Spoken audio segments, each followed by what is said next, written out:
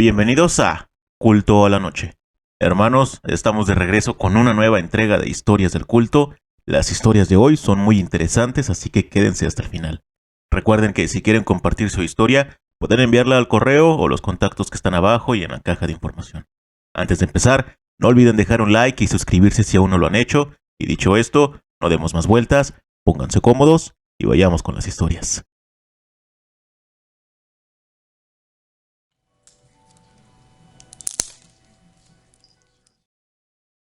Esto pasó una noche lluviosa en la ciudad de Tijuana.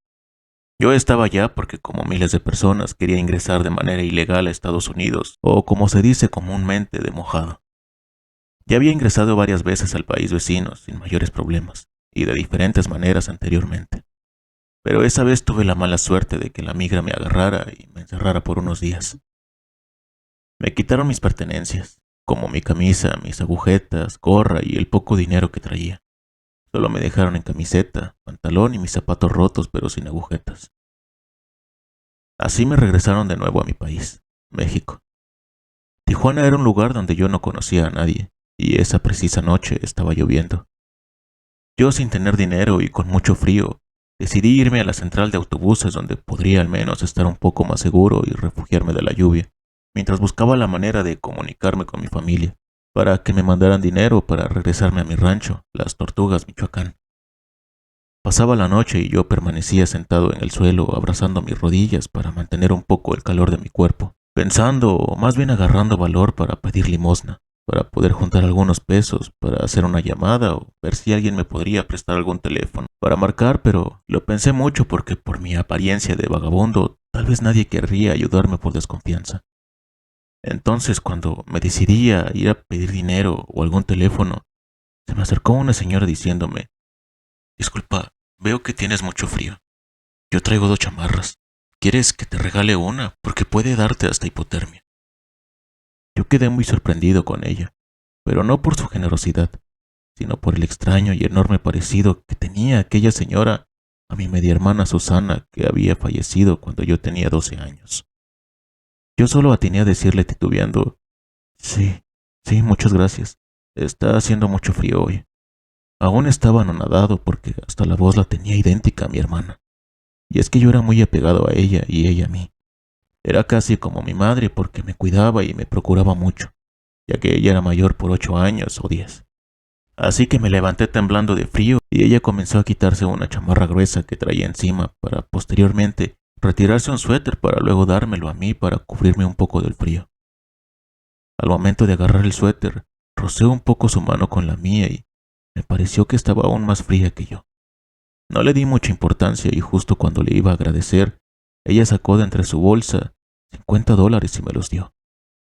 Toma, Miguel, ve, compra algo de comer y regresa con tu familia, porque la cosa está muy dura por acá. Yo le contesté: Muchas gracias en verdad, pero ¿cómo sabe mi nombre? ¿Me conoce? Ella sonrió y me dijo: Más de lo que tú crees, Miguel. Cuídate mucho y cuida a tu familia. Llegarás con bien a ellos. Se dio la media vuelta y se fue. Yo, aún más sorprendido y confundido, me quedé paralizado por unos segundos pensando que sí era posible que fuese mi hermana fallecida. Ya a unos 15 metros dobló en una esquina tapándose con la pared. En ese momento mi cuerpo y mente reaccionaron y corrí hasta allí para preguntarle si era ella. En segundos llegué a la esquina, pero ya no había nadie en ese lugar. Ni siquiera había nada donde se pudiera haber ocultado ni haberse metido. Yo, intrigado y confundido, solo me di la vuelta. Fui a comprar algo de comer y compré mi boleto para regresar con mi familia, como ella me lo había dicho. Toda esa noche me quedé pensando si en verdad había sido mi hermana fallecida, la mujer que me ayudó aquella noche que más lo necesitaba. Sin mayor problema llegué con mi familia después de horas de camino hasta Michoacán, y al llegar les conté lo sucedido. Mi esposa me dijo: ¿Crees que haya sido tu hermana Susana? Yo le contesté: No lo sé, pero ¿quién más podría ser? Le pusimos una foto de ella a un lado de la Virgen de Guadalupe y un Cristo, y le encendimos una veladora a su nombre de mi hermana. Hasta la fecha me gusta pensar que aquella noche tan dura, la señora que me ayudó bastante era mi hermana Susana, quien desde donde quiera que esté me sigue cuidando como lo hacía en vida.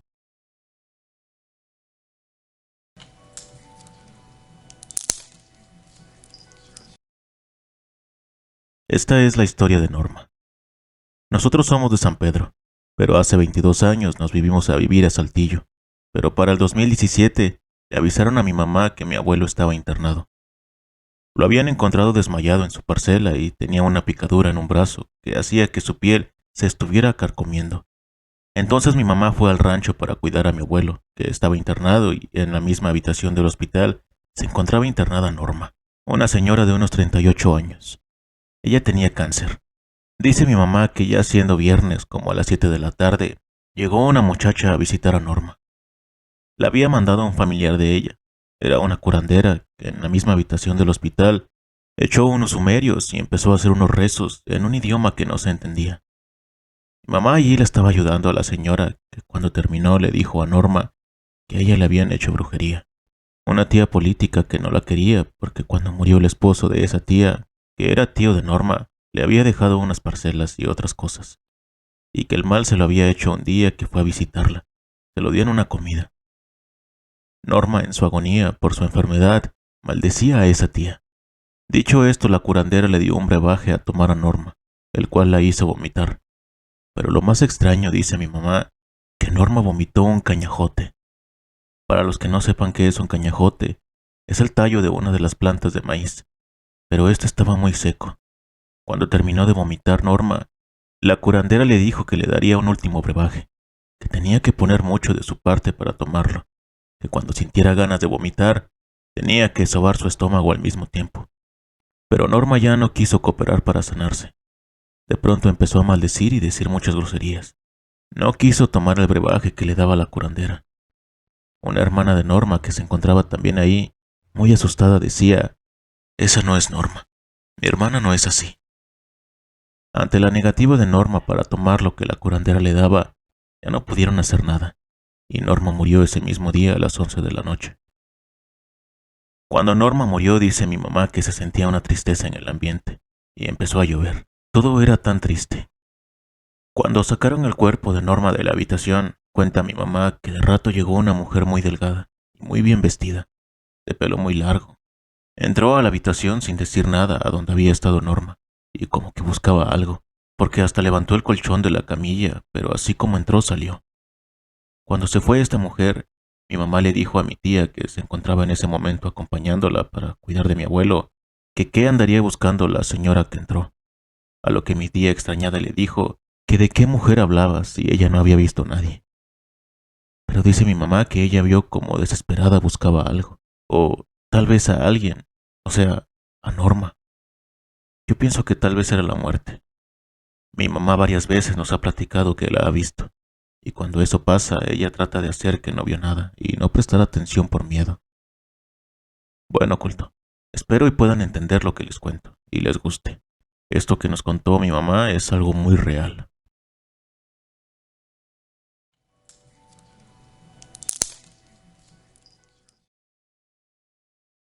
Hola, le escribo desde Tlajomulco de Zúñiga, Jalisco. Somos seguidores de su canal. Lo escuchamos mientras trabajamos. Vamos al día con sus historias. Nos gusta mucho escucharlo y ahora quiero compartirle algo que nos sucedió hace unos días. Trabajamos en una ferretería. Nos pusimos de acuerdo varias compañeras para ir a comer después de salir de trabajar para relajarnos. Llegamos al lugar, ordenamos, comimos y después nos pusimos a platicar sobre cosas paranormales que nos han sucedido. Una de mis compañeras nos estaba contando que cuando era pequeña veía a una niña y jugaba con ella. Dejó de ver al fantasma cuando en una ocasión el fantasma de la niña le jaló el cabello muy fuerte. Fue entonces que la mamá de mi compañera decidió buscar ayuda para alejar al fantasma por temor a que los ataques fueran más agresivos. Mientras nos platicaba, se acercó uno de los meseros y preguntó que si necesitábamos algo. Mi compañera pidió una copa de vino. Cuando regresó el mesero mientras dábamos nuestro punto de vista, mi compañera tomó una foto de la copa que le sirvieron y la compartió en sus estados de WhatsApp. Seguíamos con el mismo tema y otra de las chicas que iba con nosotras revisó sus estados y se dio cuenta que en dicha foto, detrás de la copa, se ve una niña. Todos sacamos nuestro celular para ver la foto y Efectivamente coincidíamos con lo mismo. Nos asustamos porque justamente hablábamos de una niña, y al parecer se hizo presente de nuevo a mi compañera. Tratamos de encontrar explicación a la foto, pero cada intento nos hacía darnos cuenta de más detalles inexplicables, ya que en el lugar los únicos niños que habían eran dos, pero estaban en unos sillones que estaban en la entrada del restaurante y del lado izquierdo. En ese ángulo de la foto no alcanzaban a salir. Además, en el tiempo que estuvimos ahí, los niños no se movieron de su lugar. Al pedir la cuenta le contamos al mesero, le mostramos la foto y al igual que nosotros estaba sorprendido. Dijo que en el tiempo que lleva trabajando, lo único que había pasado era que en el área de cocina les tumbaban los platos o utensilios de cocina. Después de lo que nos contó el mesero, no sabemos si el fantasma de la foto es del lugar o si es la niña que se le aparecía a mi compañera cuando era pequeña y que en realidad todo este tiempo ha seguido a su lado. Muchas gracias por leerme y les comparto las fotos.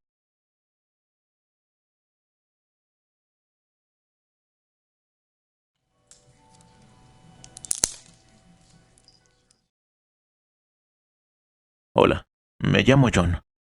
Actualmente tengo 28 años. Cuando tenía alrededor de 29 años, me gustaba mucho andar en la calle. Era de esos que andaba en pandillas y barrios. Se veía mucho la santería, esas cosas de aseguranzas de protección. Me acuerdo mucho que hasta asistí a una sesión de esas. Fue algo que es difícil de creer que esas cosas existen. Al pasar el tiempo me metí tanto en ese mundo que ya me creía brujo. Ya había aprendido mucho, relativamente, a sentir cómo el espíritu o demonio llega a mí, siempre alrededor de las 3 de la mañana a visitarme. Ya me parecía tan normal y a mí me emocionaba tanto que me fui metiendo más y más, hasta llegar a hacer rituales más fuertes. Tuve mi primer hijo. Aquí es donde comienza todo. Mi hijo no dormía. Soñaba con cosas malas, decía. Pensé tener todo bajo control, pero todo se fue complicando. Cada vez me visitaban otras cosas. Me visitaban hasta brujas transformadas en gatos, en pájaros, entidades que olían a estiércol. No podía defenderme. Bueno, sí podía, pero lo que hacía no me ayudaba. Comencé a ir a la iglesia católica. Un amigo me dijo, ve y encomiéndate a San Miguel Arcángel. Le hice caso y puse en práctica muchas cosas pidiéndole a San Miguel. La verdad no sé si le pedía bien, como era correcto, pero las cosas mejoraron solo por unos días. Me mudé con mi esposa y mi hijo a otro barrio, a una nueva casa. Pensé que las cosas cambiarían. No sé, tal vez mi ignorancia. Pero no fue así. Fue peor. Ya no era solo mi hijo que sentía las cosas. Ya era mi mujer. Mi esposa escuchaba lamentos alrededor afuera de la casa. Había un gran árbol hermoso arriba de nosotros. De día era súper fresco, pero llegaba la noche y se sentía el terror. No le prestaba mucha atención, pero sentía que me miraban desde ese árbol. Cuando empezaba a caer la noche, llegué a ver tantas cosas como un niño vestido de blanco o sombras negras muy grandes. Ya me estaba empezando a alejar de todas esas cosas de la brujería, pero es muy difícil. Entenderás que tenía como una especie de aseguranza en mi cuerpo que no la quería dejar. Y no sé por qué me mudé de ciudad, si al final me terminé mudando de la ciudad. Me fui cerca de mis suegros.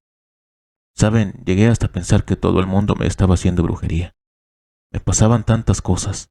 Tenía una mala racha. Pasé hambre, pero ahora viene lo más bueno.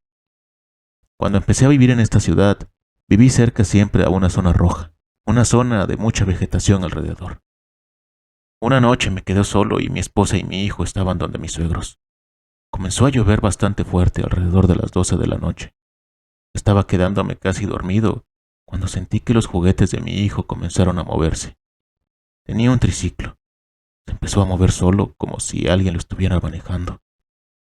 La luz de la energía se bajó. Me invadió el miedo porque pues me estaba enfrentando a algo muy fuerte que venía. Quería algo de mí. No sé, ese olor a estiércol y escuchaba que me hablaba como quejándose, pero era algo escalofriante cuando lo escuché. Eso es mío. Al menos eso logré entender. Comencé a rezar y a reprender. No podía con eso. Se reía de mí y sentía que eso me iba a hacer daño, que se me iba a meter o algo así. No sé. Estaba en shock. No me pasaba nada por la cabeza. Yo gritaba y nadie me escuchaba. Gritaba tan fuerte que mi garganta no podía más. De un momento a otro volteé y vi mi celular. De la desesperación llamé a mi mamá, que yo siempre le contaba las cosas. La llamé en ese momento con desesperación llorando y le dije lo que me estaba pasando. Me dijo que iba a llamar a un pastor para que orara por mí. La verdad nunca pensé que ese pastor fuera a orar por mí, pero ese demonio solo se salió de la casa. Estaba afuera mirándome. Solo veía por la ventana cómo me miraba. Me dijo mi madre que él se iba a ir, que aunque el pastor fuera un principiado, ese demonio se iba a quemar en el fuego de Dios. Toda la noche no dormí por eso. Estaba en mi ventana. Solo lograron sacarlo de la casa con esa oración. Amaneció y en ese momento no sentí nada más. La verdad, eso de pedirle a santos y espíritus no es juego. Se abren portales y entran muchas cosas a tu vida.